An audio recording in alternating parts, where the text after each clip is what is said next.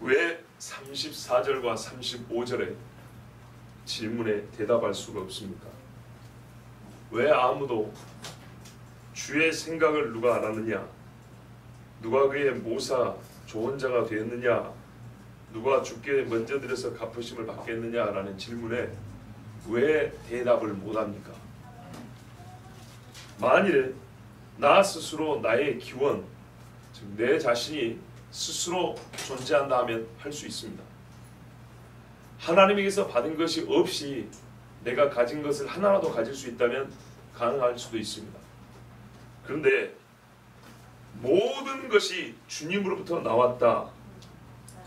나를 포함한 모든 것이 다 주님으로부터 나왔기 때문에 주님 앞에 드릴 수 있는 것, 주님 앞에 먼저 이것을 해보십시오, 저것을 해보십시오라고 말할 수 있는 게 없습니다. 이 말은 시간만 그렇다는 게 아닙니다. 하나님이 먼저 계셨고 나머지는 그 뒤에 생겼기 때문에 하는 뜻이 아니고, 여러분 보세요. 아담이 만들어질 때 부족한 인간으로 만들어진 게 아니라 완성체로 만들어졌습니다. 완성체. 무슨 말이냐면 하나님이 처음에 피조물을 만들 때 하나님의 구상에 합당한 모양으로 그 속과 겉을 결정체로 만들어놨다는 얘기입니다. 만약에 하나님이 50%를 만들어놨으면 이 피조물이 스스로 존재하기 위해서 나머지 부족분 50%를 채울 수 있습니다. 그렇지 않냐고, 소나무는 크기가 작았을 뿐이지 만약에 소나무의 씨가 부족분이 있었다면 이게 소나무를 못 크겠죠. 근데 모양이 아직 씨일 뿐이지 소나무됨의 본성과 성질을 완전하게 갖고 있기 때문에 땅에 심으면 소나무가 되는 겁니다.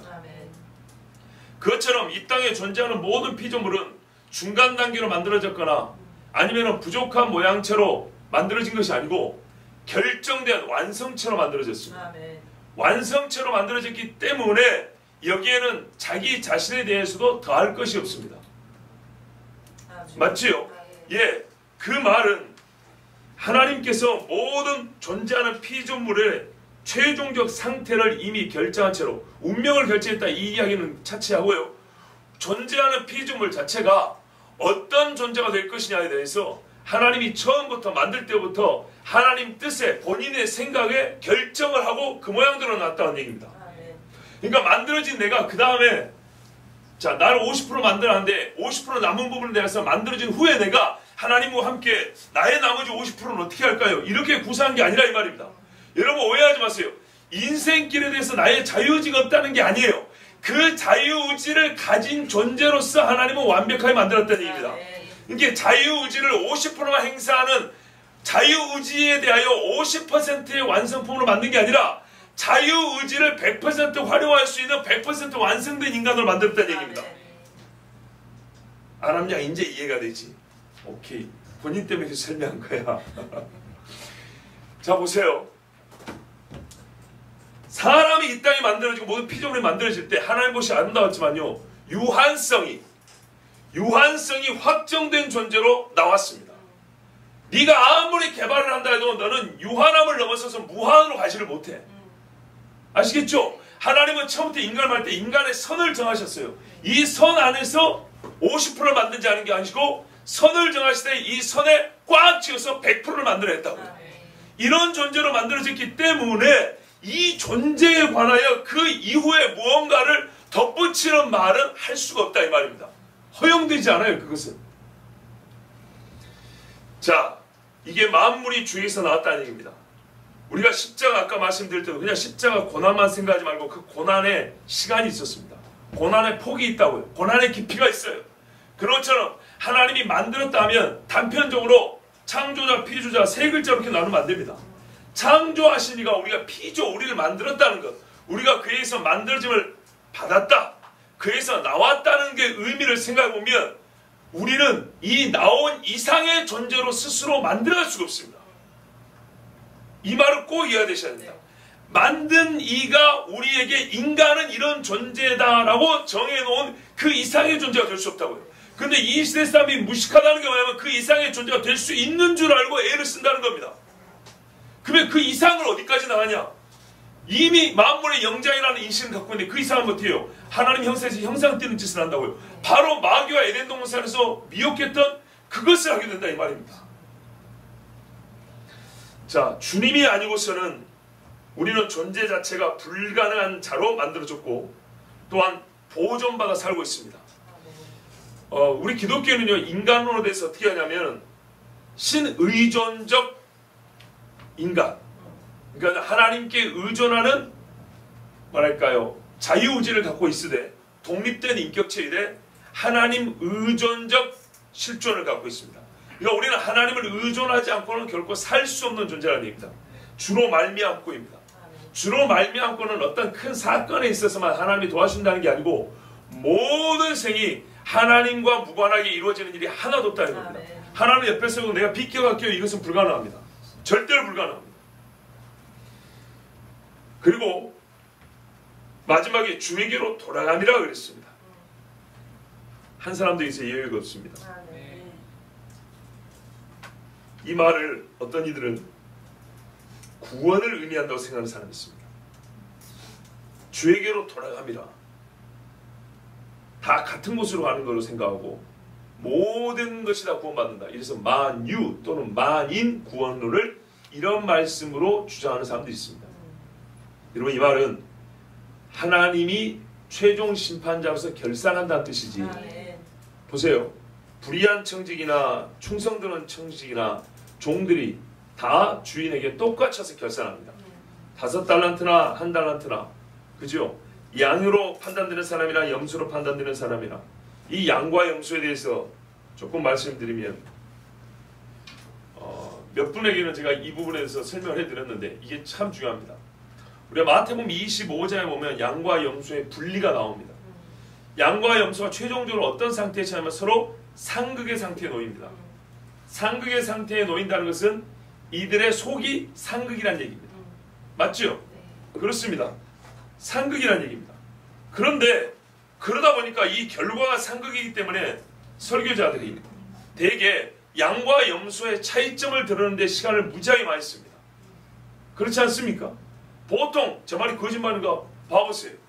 수많은 목사님들이 이 설교 본문을 가지고 이 본문을 갖고 말씀을 할 때 양하고 염소가 뭐가 다른지 그거 이야기하는 시간을 많이 씁니다. 그런데 미안하지만 이것은 아주 불필요한 일입니다. 왜냐하면 짐승을 키워본 분들은 알지만 양하고 제일 비슷한 짐승이 염소입니다. 이 있으신 분 손 들어보세요. 양하고 제일 가까운 짐승으로 염소 외에 다른 짐승을 말할 수 있는 분 손 들어보세요. 실제로 양하고 제일 가까운 짐승은 염소입니다. 양도 뿔이 있습니다. 멀리서 보면 잘 보이지도 않습니다. 몽골 가서 보니까 들판에 양하고 염소 같이 키우는데 안 보여요. 구분 안 돼요. 가까이 가서 봐야 돼요. 그것도 이 짐승들을 그림책에서 본 사람들은 잘 구분 못합니다. 제가 어릴 때 염소를 8마리 키워봤거든요. 초등학교 1학년 때 고무신 신고 다니면서 8살짜리가 8마리 염소 몰고 다녔어요. 키워보면 영락없는 초식동물이고요. 양 생태하고 우리가 들어보면 알죠? 비슷합니다. 양하고 염소는 제일 비슷합니다. 이건 나의 주장이냐? 아닙니다. 성경은 양과 염소를 항상 같은 범주에 묶어놓습니다. 거짓말인가 볼래요? 양과 염소를 함께 제시한 성경을 찾아보세요. 제물입니다. 속죄 제물에 양을 바치거나 염소를 바칩니다. 염소가 더럽다고 부정하다고 염소는 저기 버려라 이런 말 합니다. 아사셀 염소 보세요. 아사셀 염소가 뭡니까? 죄를 짊어지고 가는 메시아, 죄를 없애버리고 제거하는 메시아를 보여주는 게 아사셀 염소입니다. 왜 양이 아니라 염소입니까? 항상 보면 양과 염소가 나옵니다. 아까 우리가 제집교회 때 읽은 요시아가 말이죠. 6월절 지킬 때도 뭘 내놓냐? 양과 염소 3만 마리가 내놓습니다. 양과 염소를 똑같이 취급합니다. 그의 본성과 생태가 거의 같습니다. 양과 염소. 좋은 일에, 즉 속죄하는 일에 양도요, 염소도 부정한 짐승으로 여기지 않고 양처럼 정한 짐승으로 여겨져서 영 자리에 대신 바치게 하는 짐승이 염소입니다. 똑같습니다. 또요, 다니엘서에 보면 두 나라의 전쟁을 예언해 놓습니다. 두 나라의 전쟁이라는 것은 바사와 헬라입니다. 바사와 헬라죠. 양과 염소로 빗댑니다. 여기서 보면 양도 그 이방 제국으로 상징하고 있습니다. 염소도 이방 제국을 상징합니다. 그죠? 바사와 헬라를 양과 염소로 그렇게 상징합니다. 이 짐승이 똑같은 범주에서 이방 나라, 사단의 제국이라고 할 만한 그 나라들을 상징하고 있습니다. 그러니까 양과 염소는 좋은 일이건 안 좋은 일이건 거의 한 묶음으로 우리에게 제시됩니다. 성경에서. 즉 분리가 거의 안 됩니다. 그런데 마태복음에는 이 둘을 쪼갠다 그럽니다. 그러니까 이 말이 의미심장한 겁니다. 무슨 말입니까? 가장 비슷하게 보일지라도 나는 정확히 나눠버린다는 얘기입니다. 사람이 보기에는 똑같게 보이고 섞여 놓으면 구분이 안 되지. 그러나 나는 어떻게 해요? 영과 혼과 골수와 관절을 찔러 쪼개는 하나님이라. 만물이 하나님 말씀 앞에 벌거벗은 것이 드러난다 했어요. 벌거벗은 것처럼. 그렇게 하시는 하나님 때문에 양과 염소를 아무리 섞었고 사람들은 못 알아본다 할지라도 제일 비슷한 것도 나는 상등으로 쪼개버린다는 거예요. 이게 하나님의 심판입니다.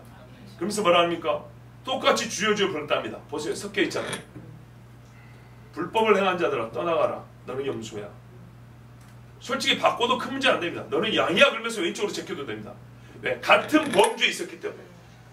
같이 속죄제물로 쓰였고 같이 이방 나라도 상징했기 때문에 이쪽으로나 저쪽으로나 큰 문제가 없습니다. 중요한 건 뭐예요? 하나님이 가장 똑같게 비슷하게 보인 것도 갈라내버린 다음에 이게 마지막 심판입니다. 이게 최후 결산입니다. 자, 이게 바로 주에게로 돌아감입니다. 성경이 이렇게 말하고 있는데 주에게로 돌아감 그러면 다 구원을 받는 것처럼 모든 것이 다 구원을 받는 것처럼 이렇게 말하는 사람이 있습니다. 진짜로 있습니다. 여러분 우리가 버스가 마지막으로 돌아가는 데가 어디입니까? 아니 시외버스요. 터미널. 예, 그 말이 그 말이에요. 종착지, 귀속지, 터미널이 그 말입니다. 영화에 그 액션 영화 우리 옛날 여기 어른들도 다 보시죠. 84년도에 처음 나오자 터미네이터 아시죠? 벌써 35년 된 영화니까 우리 신집사님들 청년 때 보셨을 건데요. 터미네이터 그 말 뜻이 그 말입니다. 최종 종결자 뭐 이런 말입니다. 해결자 이런 말입니다. 그래서 터미널입니다. 최종적으로 가는 거 이게 터미널입니다. 터미네이터 하면 최종 마무리하는 자 이런 말입니다. 미리 맞지? 현경진 맞죠? 저분이 영어를 잘하는 분인데 지금 잠시 터미네이터 영상을 생각하시면 돼요. 자, 무슨 말이냐면 말 뜻이 그런 뜻이다 이 말입니다. 주께로 돌아감이라 이 말은 하나님께서 영어 말하면 터미네이터다 그런 말입니다. 우리 모두가 하나님 앞에 들어서 최종적으로 우리의 삶에 대해서 결산을 받아요. 하나님이 최종 판단을 내려요. 끝을 내신다고요. 그런 말이지 모두가 다 구원받는다 이런 말은 아닙니다. 자, 이러기 때문에 자 보세요. 이렇기 때문에 34절과 35절의 물음에 대하여 아무도 대답할 자가 없는 겁니다. 사실 이거는 대답할 자가 없는 걸 알고 묻는 수사의문문입니다.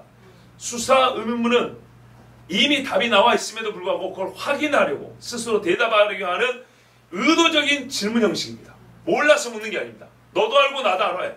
아무도 대답할 수가 없어요. 그리고 그 이유를 말해주는 겁니다. 왜? 만물이 주에게서 나오고 말미암고 주께로 돌아가기 때문에.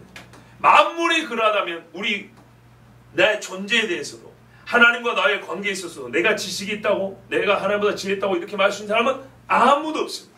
나는 처음부터 유한히 확정된 존재로 시작된 사람입니다. 그러므로 우리는 하나님께 영광을 돌릴 수밖에 없고 실제로 이게 중요합니다. 그분에게만 영광이 있습니다. 그에게 영광이 세세에 있을지어다. 36절 전반부 이는 만물이 주에서 나오고 주로 말미암고 주께로 돌아감이라가 진술한 이 한 가지 사실로 말미암아 하나님은 영광을 받으시기 합당하고 오직 하나님만 영광을 받으셔야 한다는 사실을 다시금 깨닫습니다. 자 보세요. 36절의 이 전반부는 35절 34절이 왜 대답할 리가 없는지에 대한 이유이면서 곧 이 이유가 뒤에 부분으로 연결을 지으면 뒤에 부분과 관계에서는 오직 하나님만이 영광을 받으실 수밖에 없는 이유이기도 근거이기도 합니다. 만약에 누군가 대답을 할 수 있다면 주로부터 나오지 않아서 대답을 할 수 있다면 내가 하나님께 가르칠 수 있다고 말한다면 하나님께 영광을 돌리면 안 되고 바로 그 사람한테 영광을 돌려야 되겠죠. 근데 그건 불가능하다는 겁니다. 헤롯이 사람들이 자기를 높여주니까 와 그 영광을 하나님께 돌리지 아니하니라. 근데 헤롯이 그 소리 어디서 한지 아세요? 두로와 시돈 땅이라고 그랬어요.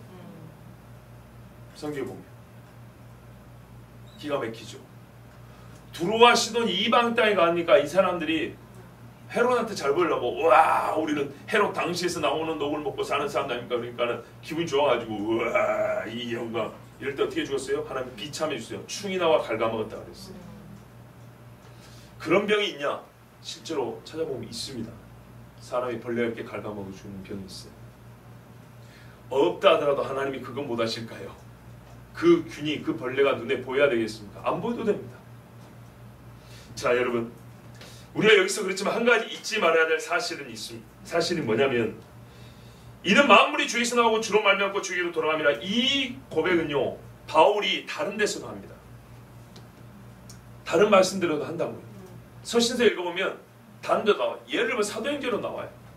사도행전에 바울이 말입니다. 그 누굽니까? 아테네에서 설교할 때도 나와요.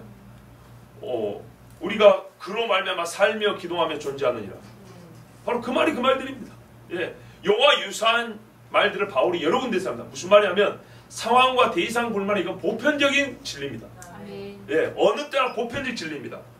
그런데 이 항상 보편타당한 진리의 진술인데 지금 우리는 구원의 문제, 좀 더 구체적으로 말하면 이스라엘과 이방인 교회가 하나 되어 주의 날에 함께 하나님 앞에 찬송할 그 주 하나님의 구원 계획을 깨닫는 국면에서 만물의 창조자여 보존자며 심판자이심을 인지하고 노래한다. 그러니까 이 두 가지를 또 연관해서 생각할 수 있어야 된다는 겁니다. 무슨 말이냐면 구원 문제가 아니라 다른 문제라도, 아니면 다른 문제가 없어도 배지 상태라 할지라도 신자에 있어서 만물이 주에게서 나오고 주로 말미암고 주에게로 돌아간다는 말은 항상 맞는 말이에요. 근데 이 항상 맞는 말을 바울은 어디다 썼냐면 구원에 관한 문제를 결론 지으면서 이 구원에 관한 문제를 다 깨닫고 하나님을 찬송할 이유를 제시하는 마지막 부분에서 어디에 붙여도 맞는 이 말을 여기다도 썼다 이 말이에요. 어디에 붙여도 맞는 말이지만 이 구원에 관한 문제에 있어서 이 마지막 진술은 가장 적합하게 쓰여질 수 있고 우리의 찬송의 이유로 가장 확증적인 증거가 되기 때문에 썼다는 겁니다. 그러니까 우리가 성경에서 할 때 이걸 말해야 돼요. 항상 옳은 말이지만 어느 때에 쓰면 더 옳은 말이 있어요. 어떤 때 말하면 더 맞는 말이 있어요. 맞지요? 그런 겁니다. 그렇게 이것을 보아야 됩니다. 자, 무슨 말이냐면 다시 말씀드리면 죄인을 구원하시는 일 한 가지에 하나님의 완전한 사랑과 공의라는 속성이 드러났고 주의 전능과 모든 것을 다 하시는 전지와 지혜가 나타났어요. 어디에요? 구원 문제 한 가지만 보니까, 한 가지만 보아도 우리가 지금까지 깨달은 게 뭡니까? 사람들이 말이죠, 이스라엘 사람들이 자기들의 구원 계획을 몰라요. 구약 성경을 그렇게 줬는데 백날 첫날 읽어도 하나님이 이스라엘에 대하여 무슨 말씀하신지를 몰라요. 사도행전에 바울이 유대인들 앞에서 변론을 하지 않습니까? 뭐라고 변론합니까? 우리 조상들이 기다리는 이스라엘의 소망에 관해 내가 지금 묻겠다.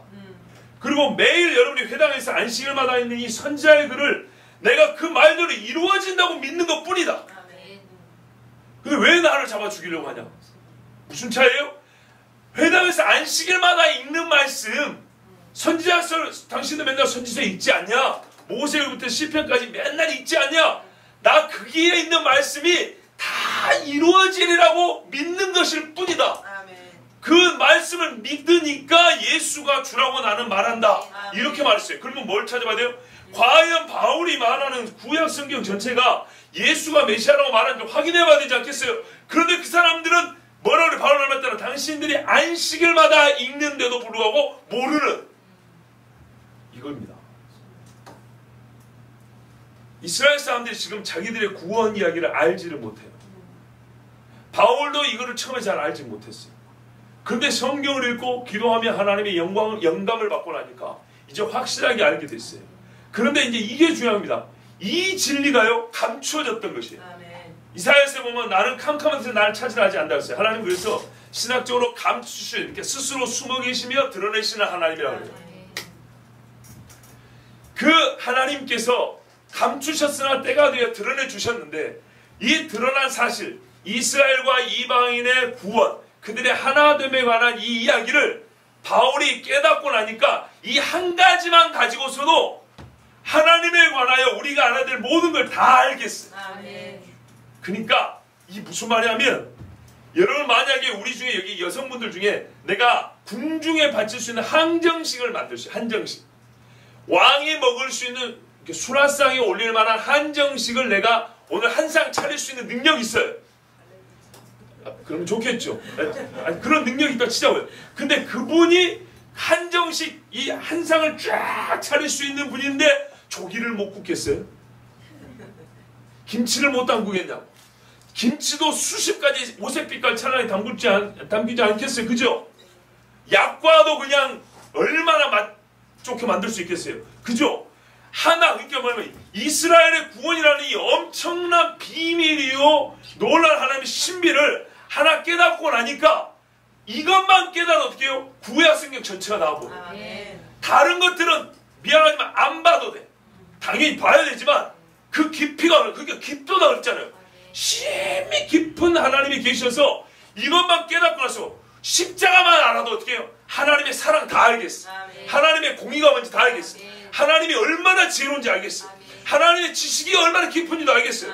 하나님의 그 광대함과 위대함을 내가 다 알겠어요. 그 개념이, 그 인식이 딱 되고 나면 다른 말씀 읽을 때 어떻게 해요? 이게 탑재가 돼 있으니까 본문의 말이 좀 어려울지는 몰라도 이건 하나하나를 받아들이는데 아무 문제 없어요. 풀어주기만 하면 다 받아들일 수 있어요. 바로 그 말이거든요. 우리가 모든 걸 다 알았을 게 아니라 이스라엘의 구원이라는 이 절대 비밀과 같았던 이 신비를 하나만 깨닫고 나니까 모든 것이 주에게서 나옵니다. 모든 것이 주로 말미암고 모든 것이 다 주께로 돌아갑니다 라는 말이 자동적으로 나와요. 자동적으로. 이스라엘이 어디서 나왔어요? 하나님에게서. 이스라엘 어떻게 살았어요? 어떻게 나라를 뺏기기도 하고 다시 책도했습니까? 주로 말미암았죠. 그죠? 이들이 지금 어디로 가고 있습니까? 왜 수많은 성인세에 이스라엘 가고 있습니까? 왜 이스라엘의 성전이 다시 세워집니까? 물론 적그리스도가 그걸 써먹기는 하겠지만 최종적으로 성전이 세워야 될 이유가 무엇입니까? 호산나 다윗의 자손이요. 그죠? 여호와의 이름으로 오신 이를 부르기 위해서 세워지는 것 아니겠습니까? 모든 것이 주의 말씀대로, 주의 말씀이 터미널입니다. 이렇게 되어가는 것을 볼 때 이 찬송이 나오지 않을 수가 없는 거예요. 그러니까 한 가지. 그러니까요. 만물이 주에게서 나오고 주로 말미암고 주에게로 돌아간다는 이 한 가지 사실만으로도 우리는 하나님께 영광을 돌릴 수 있으며 이스라엘의 구원이라는 이 한 가지 사실만 제대로 깨달으면 만물이 주에게서 나오고 주로 말미암고 주께로 돌아간다는 것도 깨달을 수 있어서 결국 찬송이 나올 수밖에 없는 거예요. 따로 가르쳐주지 않아도 죄인인 나를 아시는 주의 지식과 나를 구원할 완벽한 방법을 아시고 마련하시고 실제 구원하신 하나님의 능력을 생각할 때 또는 수천 년간 반역한 이스라엘, 그러나 주님이 친히 맺으신 언약을 스스로 성취하시고 일어나시는 신실하신 하나님, 그 지혜롭고 놀라운 능력을 하신 하나님을, 그 기쁨을, 부요함의 기쁨을 깨닫고 나니 만물에 대한 주님의 주되심, 하나님의 주되심은 너무나 명확하고 의심의 여지가 없는 거예요. 이 지배와 귀속의 권한이 하나님께 있으면 우리 손에 잡히는 물리적 증거가 없어도 확증된 영감으로 깨달아진 겁니다. 그래서 하나님 앞에 이렇게 찬송합니다. 그리고요, 얼마나 귀한가 보세요. 우리가 귀한 깨달음을 얻고 하나님을 찬송할 때는요, 뭘로 마칩니까? 아멘입니다. 아멘. 성경도 친히 그걸 우리에게 모범으로 보여줍니다. 정말 중요하고 깊고 높은 말씀을 전해준 다음에는 성령의 영을 맡은 선지자나 사도 자기도 그 영감의 풍성함을 감당을 못해요. 이게 막 넘쳐나는 걸 감당을 못해서 아멘 이렇게밖에 맺을 수가 없었어요. 요한계시록 맨 끝에 뭐라 합니까? 그 전에요. 함께 보시죠. 요한계시록 맨 끝에 보시죠. 성경은 요한계시록 22장 21절로 마칩니다.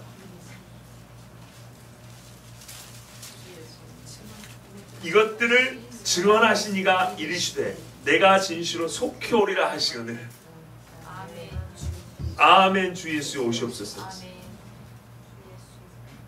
이 신자의 최고의 소원, 소망은 이거예요. 주님을 만나는 거예요. 근데 그 주님이 온다잖아요. 내가 진실로 이 모든 것을 증언하신 이가 진실로 속히 오리라. 그 말에 진짜 신자는 뭐라 그래요? 아멘 주 예수여 오시옵소서. 아멘 주 예수. 그리고 이 말씀을 증거하면서 이 말씀을 읽는 자들에게 사도 요한이요, 이 담아놓을 수 없는 축복이요.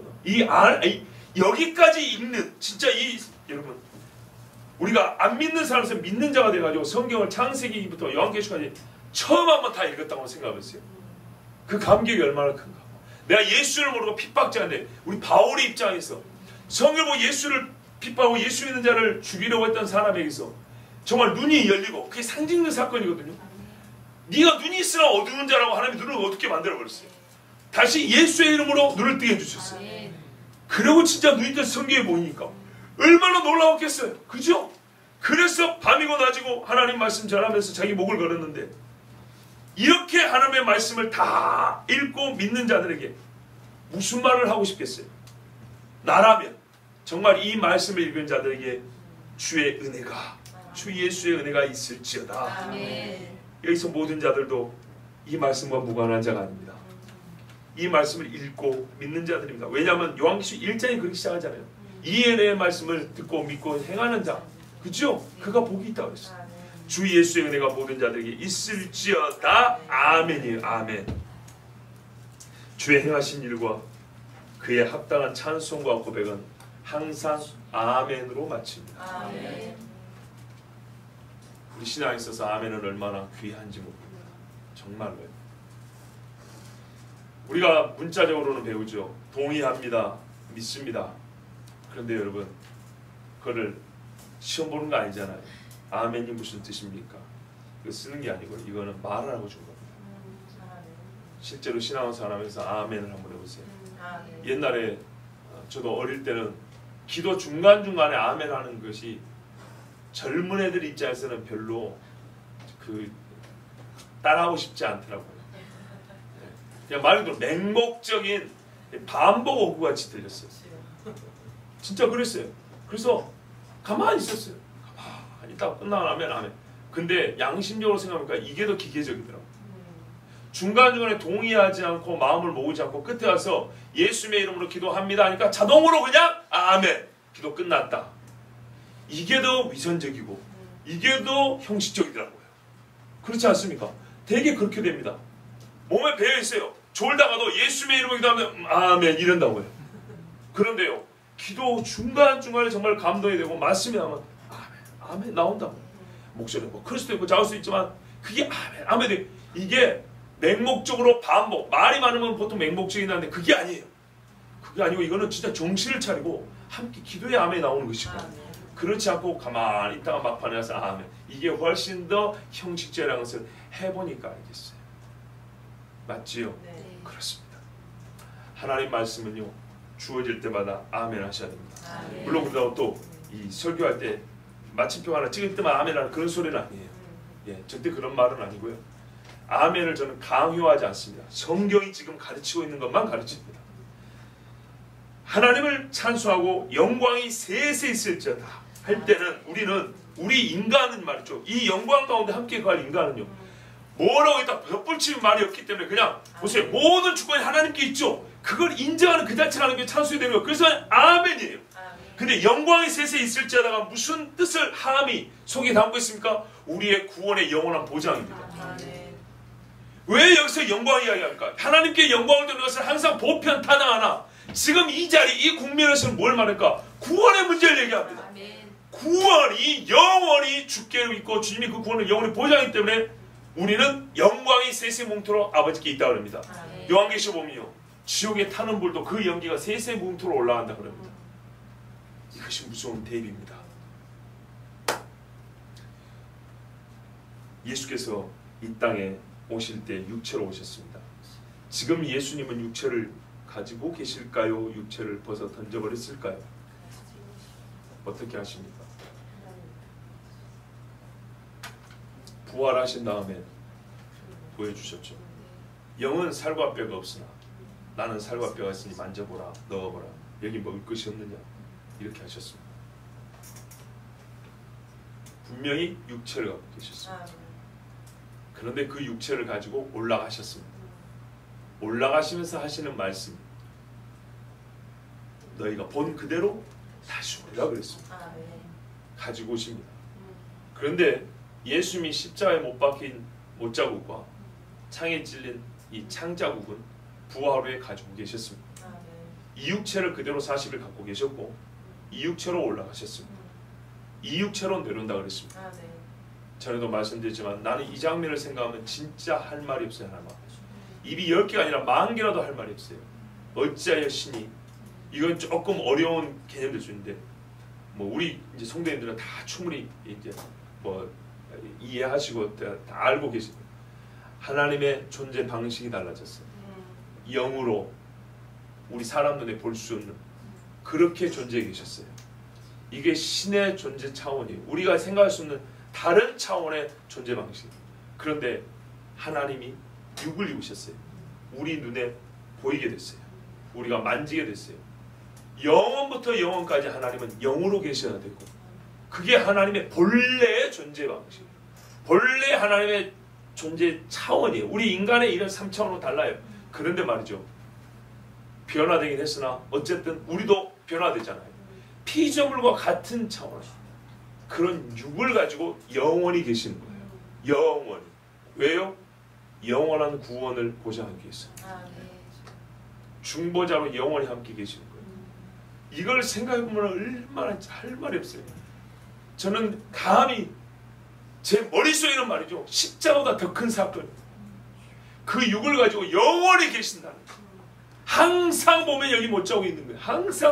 항상 참자고 있는 거예요. 물론 세마포를 입으셨기 때문에 예수님 좀 보여주세요. 그래야 볼 수 있겠지만 그 손에는 항상 그 못 자고 있는 거예요. 우리는 저는 날도 성하게 하시고 없어진 팔도 다시 붙여주셔라도 우리는 온전한 몸을 만들으신데 예수님은 이 찔린 못자국과 창자국을 영원히 갖고 계신 거예요. 이거는 적어도 성경에 따른 추론입니다. 부활하신 후에 그 모습을 보이셨고 그 모습 그대로 올라가시고 그대로 내려온다 했기 때문에 우리는 그러므로 영원 무궁토록 영광을 하나님 아버지와 그 어린 양께 올려드리는 것입니다. 아멘. 우리의 구원은 영원합니다. 아멘. 우리의 중보자가 영원하시기 때문에 아멘. 평생에 하나님을 찬송하고 영원히 하나님을 찬송하는 복된 입술 되기를 원합니다. 아멘. 아멘. 기도하겠습니다. 우리 이 시간에 함께 기도합니다.